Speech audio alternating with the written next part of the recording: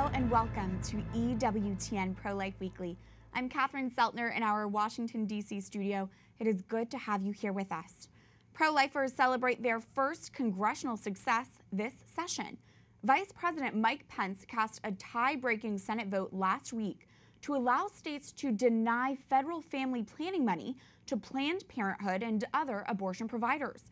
President Donald Trump is expected to sign the legislation into law. The Senate tied after two Republican senators, Alaska's Lisa Murkowski and Maine's Susan Collins, joined Democrats to oppose the measure. This bill erases a regulation imposed by former President Barack Obama shortly before he left office. For a reaction and analysis, we are now joined by Marilyn Musgrave, a former U.S. representative for the state of Colorado and the Vice President of Government Affairs for the Susan B. Anthony list. Thank you for being here. Happy to be here. Congresswoman, can you break down what this bill does exactly? Well, H.J. Res. 43 really gave states the power and the authority to say we're not going to fund Planned Parenthood. But on his way out of office in the waning hours, Barack Obama, President Obama, had a gift for the abortion industry, and he did an executive order saying, states, doesn't matter what you think, what about conscience or anything else, you will fund them. So it was a great day when the United States Congress said, by a congressional resolution, we're going to allow states to decide for themselves. So it was a pro-life victory led by Diane Black in the House of Representatives, a wonderful pro-life leader. And Joni Ernst from Iowa, Senator Ernst, is a great pro-life leader too. So it was encouraging. And so this will go to the president, and it's a victory for conscience and for states' rights for pro-lifers. It is exciting. Were you surprised that Senators Murkowski and Collins opposed it? Well, I can't say as I was surprised, but I was really disappointed. When you look at their states, when you look at Alaska, for every 4 Planned Parenthood clinics, there's 165 community health centers that provide comprehensive care for women. And you look at Maine, 172 of those types of clinics that provide comprehensive health care to 4 Planned Parenthood facilities. So when you really want good health care for women, especially for poor women, let's redirect those dollars to those community health care centers. Absolutely, there's no excuse there. No abortion.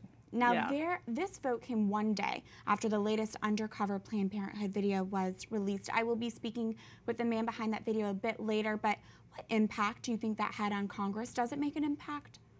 Well, it makes a deep impact on those that are pro-life. I mean, they look at the videos and there's yet another look of what goes on in Planned Parenthood facilities.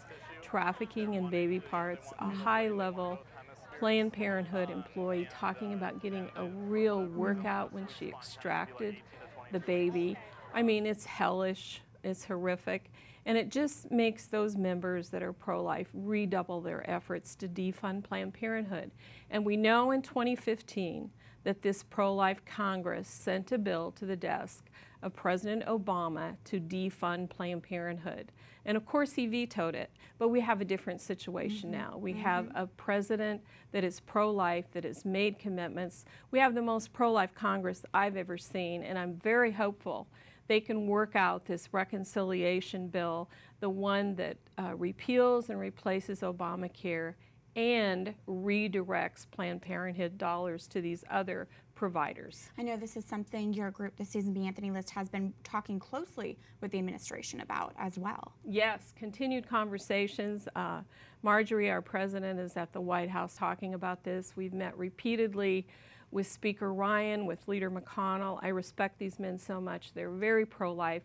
They want to do it, and I'm just praying they can find a way to bring the factions together and in that reconciliation bill, defund Planned Parenthood and get it to facilities that will provide comprehensive health care for women.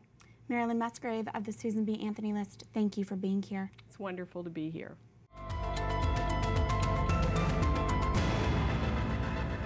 The Senate's vote to make it easier for states to defund Planned Parenthood is the Senate's first pro-life law since 2004. Pro-lifers were incredibly vocal in the lead up to this vote, but so were pro-abortion advocates. For this week's call to action, it is important you contact your senators today and either thank them or express your disappointment with their vote. Here is how you can do that. Go to sba-list.org/EWTN to take action. Once you're there, you'll put in basic information into the action page, and separate messages will come up for your senators with a customized message based on how they voted last week.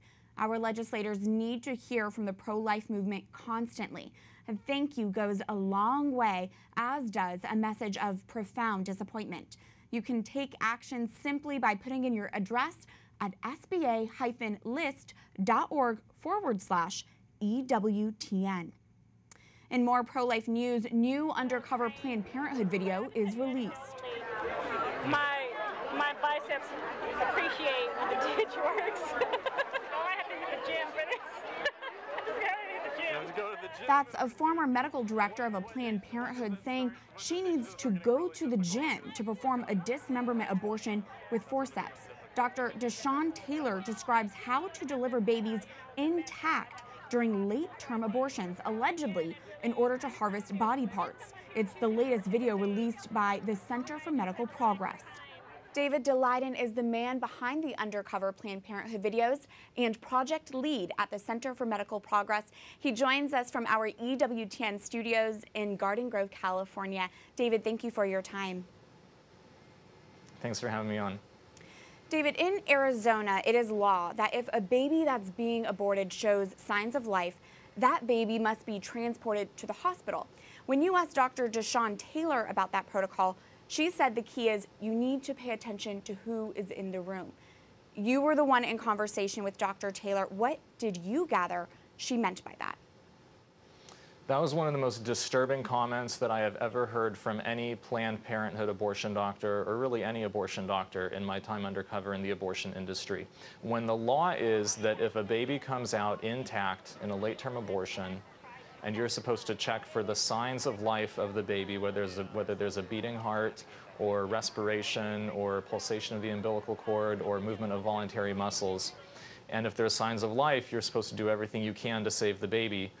When I asked Dr. Taylor, this longtime Planned Parenthood abortion doctor, what her standard procedure was for verifying signs of life — this is a doctor who does abortions up to 5 and 6 months of pregnancy on healthy, viable children — her response was, well, the key is you need to pay attention to who else is in the room with you.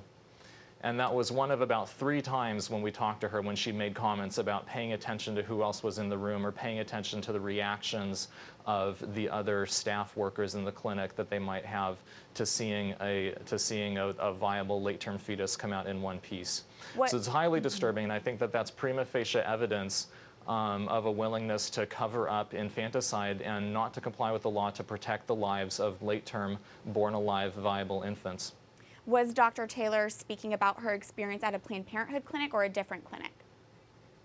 It sounded to me like she was speaking about her experience as an abortion provider, and she's been an abortion provider for many different Planned Parenthood clinics. As recently as within the past year, she's worked for the very biggest Planned Parenthood affiliate in the entire country, Planned Parenthood Marmonte, and she also recently, in the past couple of years here, has been operating her own independent abortion clinic in Phoenix, Arizona. Now, Dr. Taylor and many of the people you've talked with in your videos seem quite open, sharing details of their work. Was it difficult to prod for this information to be shared, or is it common knowledge within the abortion industry?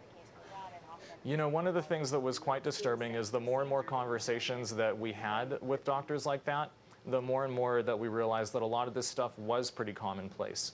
The feelings, the really intense, sometimes conflicted feelings that some abortion providers have about doing later second trimester abortions, where they're seeing all of the baby body parts and they're dealing with that violence and the intimacy of that violence up close. That affects many of the abortion doctors. The difficulties, just the procedural difficulties of a later second trimester abortion, was something that many abortion doctors commented on. The willingness to make changes in the abortion technique in order to get more intact body parts for sale, that is something across the board that Planned Parenthood doctors, even Planned Parenthood medical directors, were happy to do.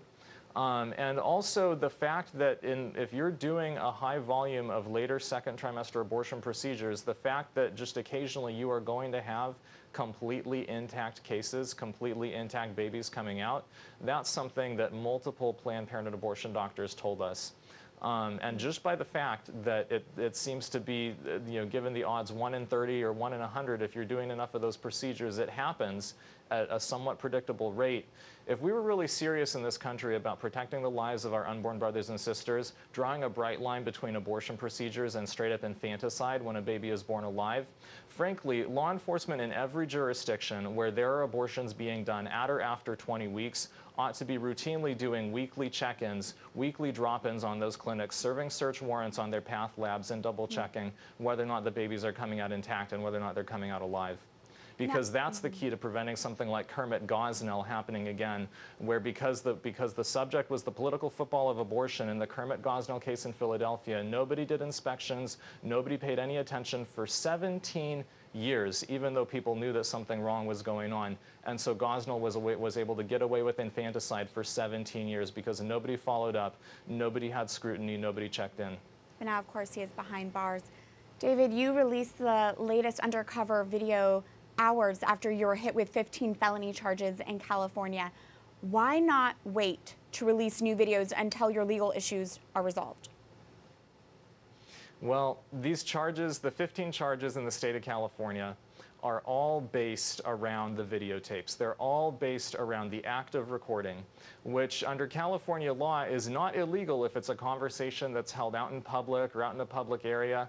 That's why these 15 charges are totally bogus, because every single videotape that's cited in the Attorney General's complaint is a videotape that was made of a conversation that was out in public, where it could be overheard, and in fact it was overheard, and we can prove that because you'll see it on the videotapes. And so pinpoint political prosecutions like the California Attorney General's office has brought at the behest of Planned Parenthood cannot be allowed to stop and stifle the public conversation and the free and open exchange of ideas and information on issues of burning public concern, like Planned Parenthood's barbaric taxpayer-funded abortion business. David Daleiden, project lead for the Center for Medical Progress, thank you for your time. Thank you so much. A federal judge blocks an Indiana mandate requiring women to undergo an ultrasound at least 18 hours before getting an abortion. The judge ruled it is likely unconstitutional and creates an undue burden on women. Indiana Right to Life calls the judge's decision predictable, claiming the judge has consistently issued rulings in favor of the abortion industry. Indiana's ultrasound mandate was signed into law last March by the previous governor, Mike Pence, who is now Vice President of the United States. Michigan lawmakers introduced assisted suicide legislation into the state house. The bill, if passed, would allow terminally ill patients to take drugs to end their own life.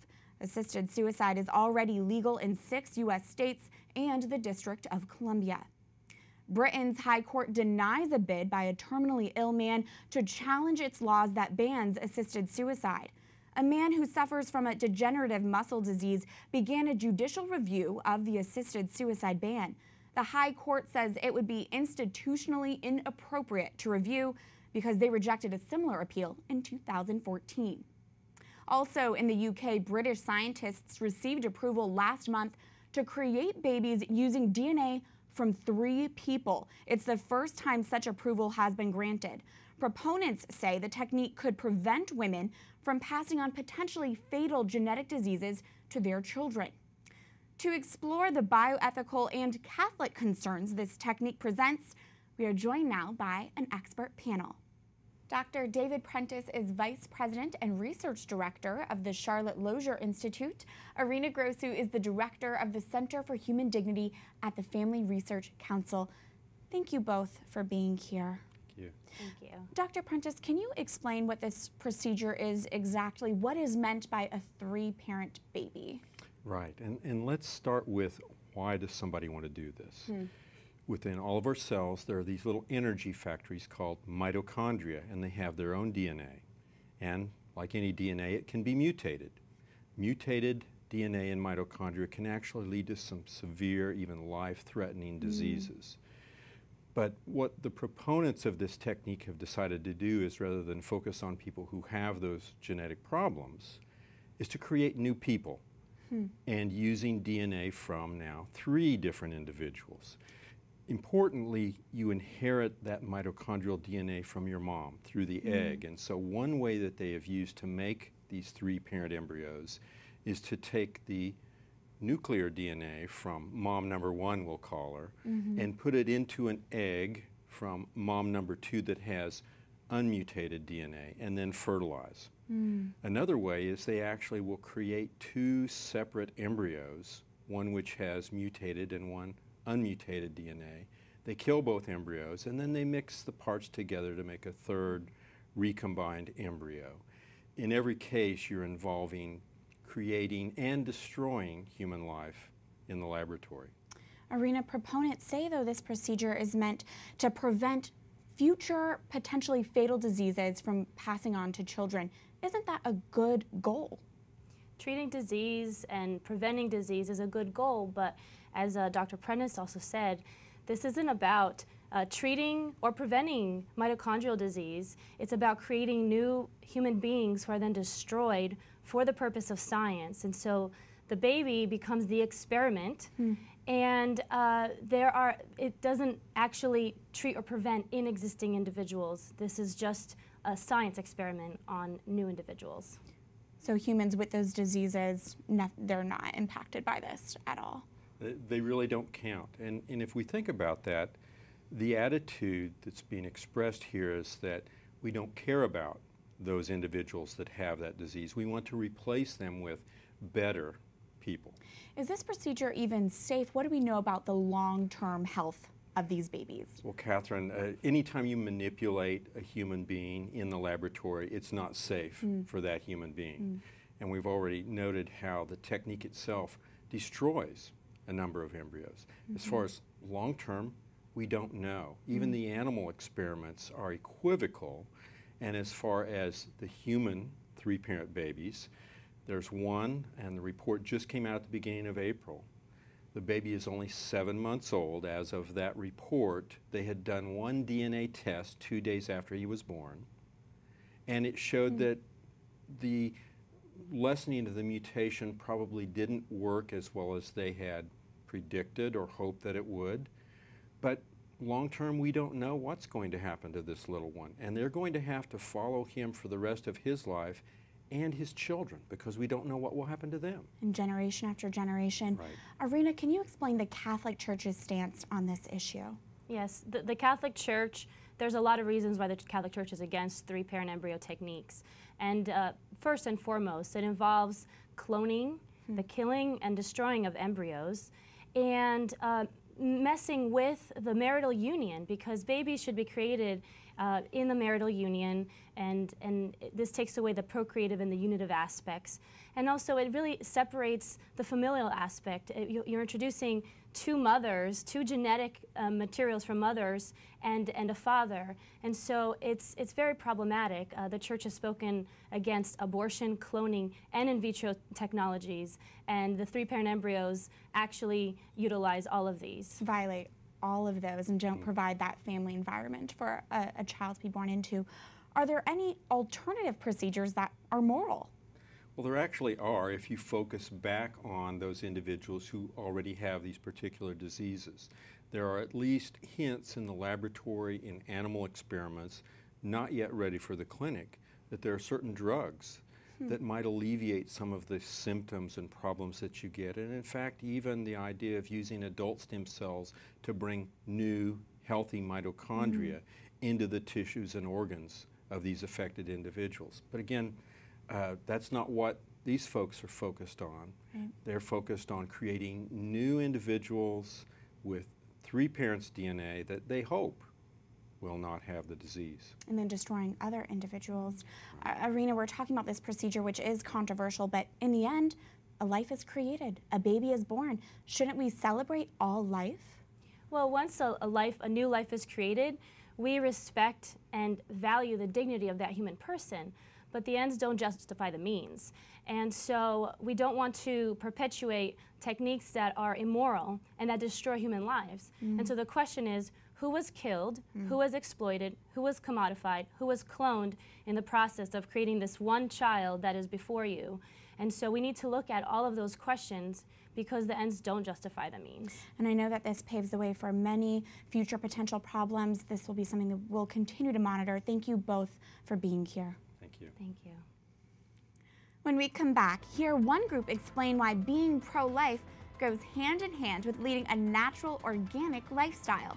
Stay tuned as EWTN Pro-Life Weekly continues after this break.